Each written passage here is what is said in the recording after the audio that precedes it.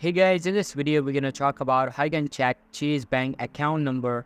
So make sure to watch this video till the end and let's get started.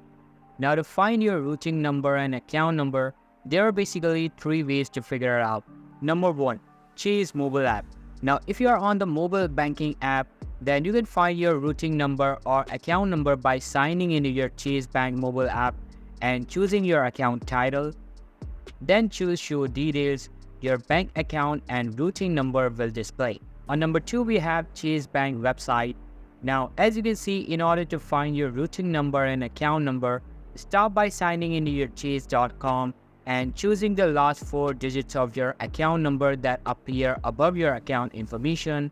You can then choose see full account number next to your account name, and a box will open to display your bank account number and routing number. And on number 3, if you have a check, then you can just simply find your routing number over here and your account number over here. So this is basically how you can check your account number on Chase Bank.